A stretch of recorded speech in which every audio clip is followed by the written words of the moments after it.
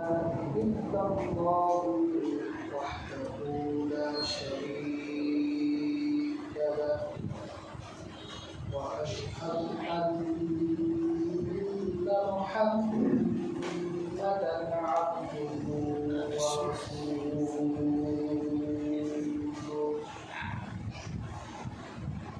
الذي أرسله بالحق بشيرا ونذيرا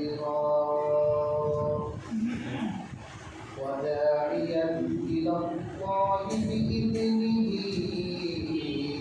وسراجا منيرا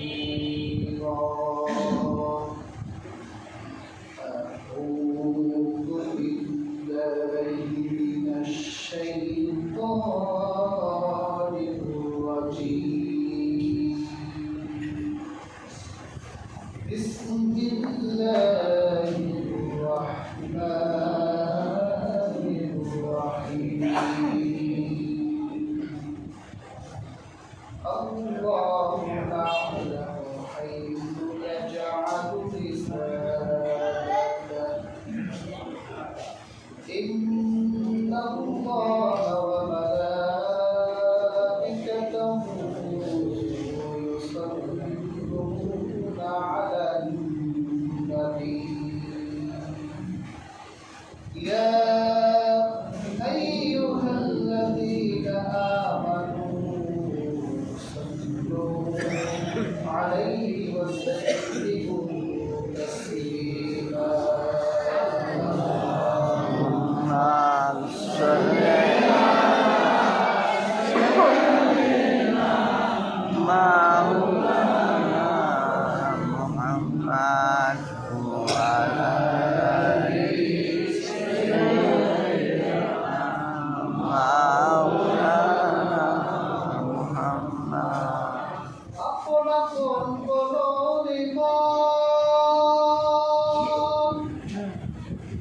আপন তোমার কেহ নয়,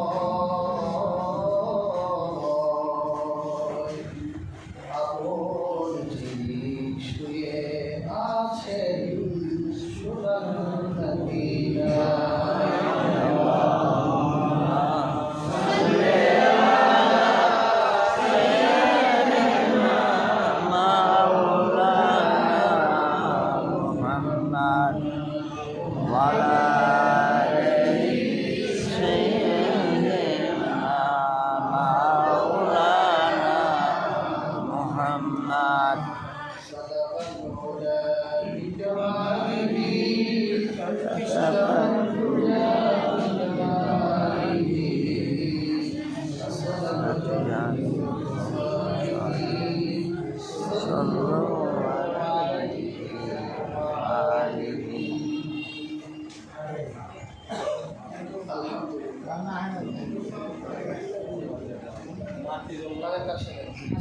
রোজা করছি সে মহান আল্লাহ রব্বুল ইজ্জত ওয়াল জালালের নিকট। এই ছেলে, যে মহান আল্লাহ সুবহানাহু ওয়া তাআলা মহিমান্বিত একটি রজনী, আমাদের সবার প্রিয়, আমাদের সবার ভালোবাসা, আমাদের হৃদয়ের স্পন্দন, আমাদের জানের চাইতে বেশি মিলাদের রাত্রে এসেছে। এই সুবহানাল্লাহ সবাই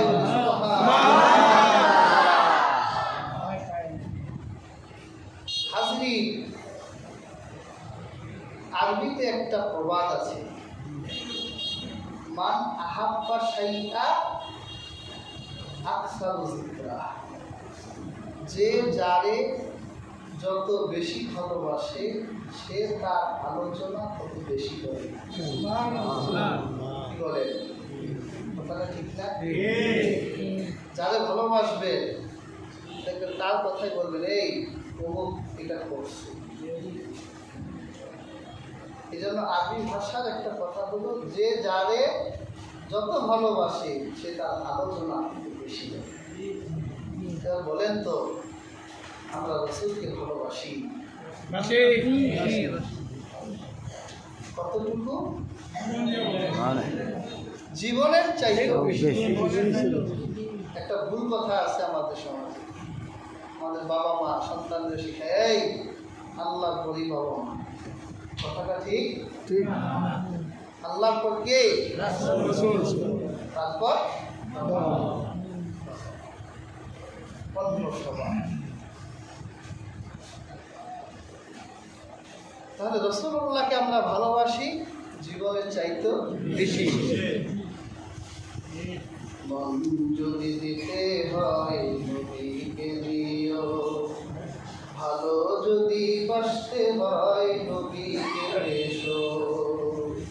তোমার দুঃখ যাতনা যিনি সইতে পারে না, তোমার দুঃখ যাতনা যিনি সইতে পারে না, ওই নবীজির মহব্বতে বিলাস করিও।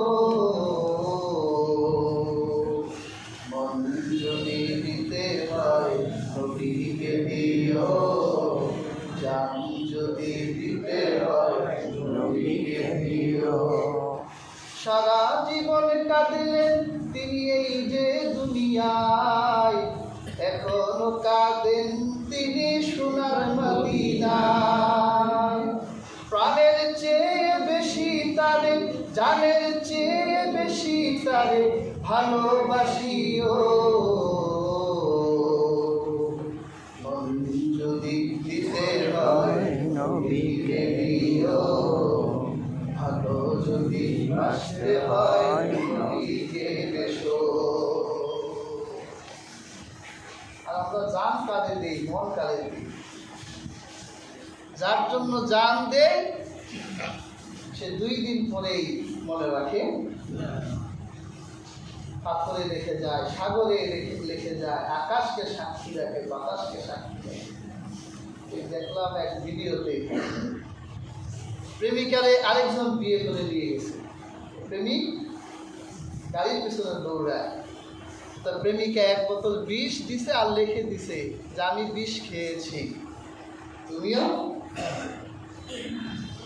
গাধা প্রেমিক, ও তো বিষের বোতল পেয়ে প্রেমিকা বাড়ি যাওয়ার আগে যখন মরবে ও বিষ খেয়ে মরে গেছে। তখন আত্মা প্রেমিকার বাড়ি গিয়ে দেখে 2 জন বাসন করে গেছে। ধোকা দিচ্ছে না? দুনিয়ার প্রেমিকরা ধোকা দিবে, কিন্তু দোজাহানের বাদশাকে ভালোবাসলে কোনো ধোকা পাওয়া যাবে। এই যে আমরা বসেছি কেন? ভালোবাসা, আমার রাসূলকে ভালোবাসা। প্রিয় হাজিরিন, যার হৃদয়ে আল্লাহর হাবিবের ভালোবাসা নিজের জীবনের চাইতে কম হবে, রাসূলের ভালোবাসার চাইতে নিজের জীবনের মূল্য বেশি হবে, আমার নবী বলছে সে মুমিনই না, তার ঈমানই নাই। হযরত ওমর বলেছিলেন, ইয়া রাসূলুল্লাহ, ইয়া হাবিবাল্লাহ, এই দুনিয়ায় আমার যা আছে, আমার যত সম্পদ আছে, আমি আমার সম্পদ থেকে আপনাকে ভালোবাসি। আমার স্ত্রী সন্তানের চাইতে আমি বেশি ভালোবাসি। কিন্তু ইয়া রাসূলুল্লাহ, ইয়া হাবিবাল্লাহ, আমি আমার নিজের জীবনের সাথে একটু বোঝাপড়া করলাম।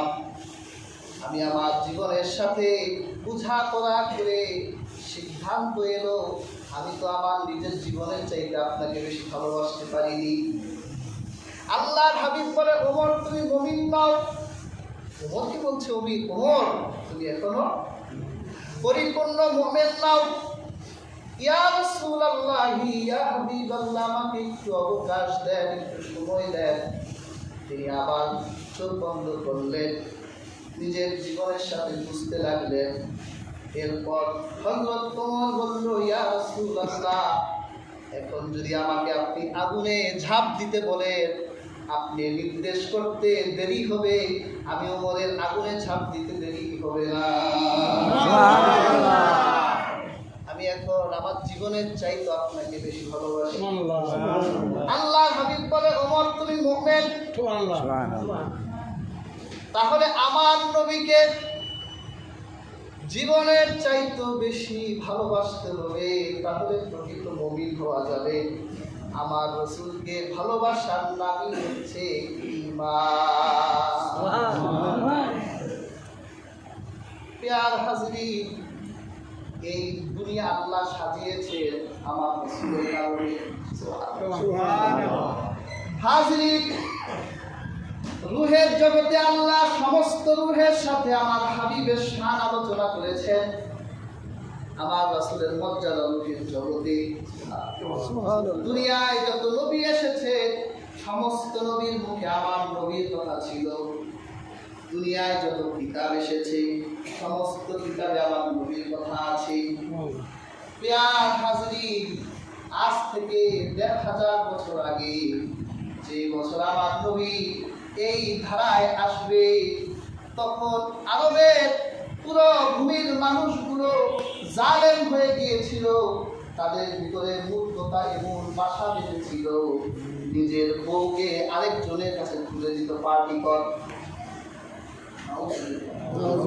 আবু জাহেল বলতো, এর ওয়ালিদ বিন মুগীরা, এই যে আমার বউ, যুগটা কত নিকৃষ্ট। একটা জানোয়ার যাকে পছন্দ করে, ওই জানোয়ার তার স্ত্রী লিঙ্গকে অন্য পুরুষের হাতে দেয় না। এতটা নির্মমতা, এতটা পাশবিকতা ওই যুগে চলে এসেছিল। অন্ধকারাচ্ছন্ন যুগ বলা হতো। আমার আল্লাহর হাবিবের জন্মের বছরে কি বরকত দিলেন। প্রিয় হাজিরিন, ইতিহাসের কিতাব খুলেন। আরবে তখন দুর্ভিক্ষ লেগে গিয়েছিল। মানুষ এক বেলা খেতে পারলে আরেক বেলা খেতে পারত না। তাদের মরুভূমিতে ফসল জন্ম হতো না। তাদের মরুভূমিগুলো শুষ্ক হয়ে গিয়েছিল। আল্লাহ তার রাসূলকে পাঠাবেন ওই বছর আল্লাহ কি আয়োজন করলেন আরবের বুকে। আমার আল্লাহ আমার রাসূলের জন্মের বছরে আরবের দুর্ভিক্ষকে বিদায় করে দিলেন। ফুলগুলো, গাছগুলো পাতা পল্লব ছড়াই দিল। গাছগুলো থেকে ফুল বের হলো, ফল বের হলো। মানুষের হৃদয়ে আনন্দ হিল্লোল হয়ে গেল। বেয়ার হাজরিন, আল্লাহর হাবিব দুনিয়ায় আসলে আমার নবীর জন্য কাবার দরকার আছে কিনা বলেন? আল্লাহ পাক কাবার হুরমত বাড়িয়ে দিলেন। আব্রাহাকে আল্লাহ আমার নবীর জন্মের 52 দিন আগে আল্লাহ আব্রাহাকে কাবা শহরে আনলেন। আব্রাহা আল্লাহর খানায় কাবায় আঘাত দিতে চাইলেন। আল্লাহ আকাশ থেকে পাখি পাঠালেন। আল্লাহ পাখি পাঠালেন, আব্রাহাকে ধ্বংস করলেন। মানুষেরা বুঝলো এ তো আল্লাহর ঘর, এই ঘরের তো তাজিম করতে হবে। ওরা তো বুঝতে পারে নাই এই বছরেই 52 দিন পরেই রহমতের নবী আসবে, তার জন্য কাবার দরকার আছে। আল্লাহ কাবার সম্মান মানুষের হৃদয়ে হৃদয়ে ঢুকাই দিলেন। আল্লাহর হাবিব দুনিয়ায় আসবে, হাজিদের জন্য জমজমের কূপ লাগবে। হযরত ইসমাইলের ইন্তেকালের পর জুরহুম গোত্রের সাথে ঝগড়া হলো, দ্বন্দ্ব হলো। তারা জমজমের কূপকে নিশ্চিহ্ন করে দিল। হাজার হাজার বছর পর্যন্ত মানুষ জানতো না কোথায় জমজমের কূপ আছে। মানুষের মুখে মুখে ঘটনা হতো যে ইসমাইল পায়ের আঘাতে জমজম বের হয়েছিল। হাজার হাজার বছর পর্যন্ত তা গোপন ছিল। আল্লাহর হাবিবের জন্মের আগেই আল্লাহ তার দাদাকে দিয়ে আয়োজন করলেন। জমজমের কূপটা আল্লাহ বের করে রাখলেন, কারণ আল্লাহর হাবিব দুনিয়ায় আসবে, এই দুনিয়াকে সাজাতে হবে। আল্লাহর হাবিবের জন্য আল্লাহ এই আরবের শহরটা সাজিয়ে দিলেন। সুবহানাল্লাহ। প্রিয় হাজিরিন, আমার রহমতের নবী তিনি 570 সাল, এখন সাল কত? 2026, আর তখন সাল ছিল 570। প্রিয় হাজিরিন, 12ই রবিউল আউয়াল, আর বারটা ছিল সোমবার, সুবহে সাদিকের সময়। কোন সময়? সাদেকের সময় এই দুনিয়া আমার